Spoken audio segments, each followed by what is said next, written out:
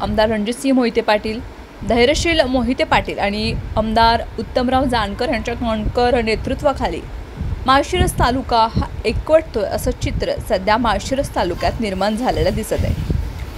आमसभेला उत्स्फूर्त प्रतिसाद आणि त्या माध्यमामधून जनता जनार्दनच्या अनेक प्रश्नांना मोकळी झालेली वाट यामुळे माळशिरस तालुक्यात समाधानाचं वातावरण पाहायला मिळत असून कणखर 2 आमदार आणि 1 खासदारमुळे लोकोपयोगी कामांना गती आल्याचं दिसून येते आणि अनेक प्रश्नांना न्याय देखील मिळताना दिसतो। त्यामुळे माळशिरस तालुक्याच्या राजकीय वातावरणात एक नवं चैतन्याची लाट आलेली पाहायला मिळते।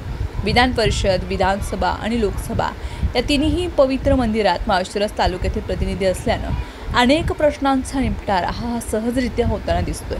मुळातच माळशिरस तालुक्यातील मागील काळामधील राजकारण हे मोहिते पाटील आणि उत्तमराव जानकर यांच्या भोवती फिरताना दिसत होतं। मात्र तालुक्याच्या विकासाच्या दृष्टीने या दोन्ही शक्ती एकत्रित आल्यानं एका सकारात्मक राजकीय वातावरणाला सुरुवात झाली असून विकास कामांना या निमित्तानं वेग मिळालेला दिसून येते।